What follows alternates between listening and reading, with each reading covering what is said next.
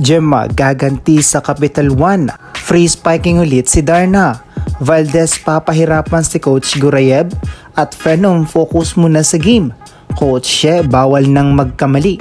Isang maligayang araw sa lahat, isang balita na naman ang ating tatalakayin.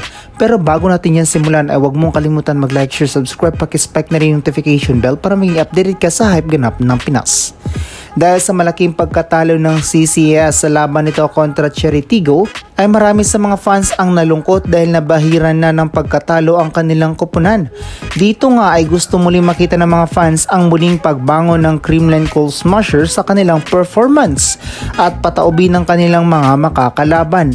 Sa paghaharap nito sa Capital One ay sigurado ngang gaganti ang Creamline at ipapakita nila ulit ang kanilang husay sa laban.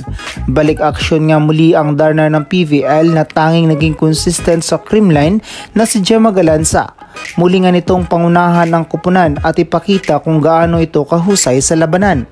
While Galanza is the only player na binabad ni Coach Sherwin sa laban, we can see her dedication sa game which give Creamline a best performance sa mga past games nito.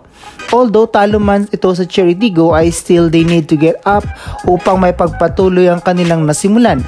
Galanza at Valdez were leading the team's offense upang mabuhayan muli ang kanilang moral sa liga.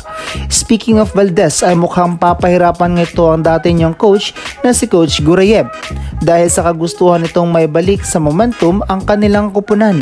Magiging focus nga rito si Baldo upang samahan ng kanyang team na may panalo ang laban. This game will be an indication kung talaga bang humina ang CCS kung kaya silang dikitan ng Capital One. Pero kung momentum at moral ang labanan ay still nasa CCS pa rin ang maghahawak ng laro.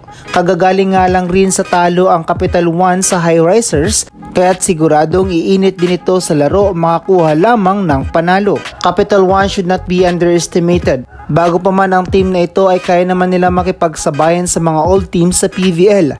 Isa nga lang ang magiging problema nito sa Creamline ay kung paano nila mapuputol ang momentum ng CCS pag naging tuloy-tuloy ang pag-arangkada nito. Hindi nga lang isa ang kailangan nilang bantayan dahil lahat naman ng players ng Creamline ay magiging balakid sa kanilang kagustuhang manalo.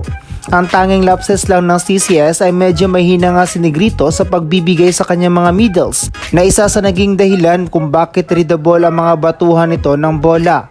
Maghaharap nga sila sa March 21, 2023 sa oras na 4 PM.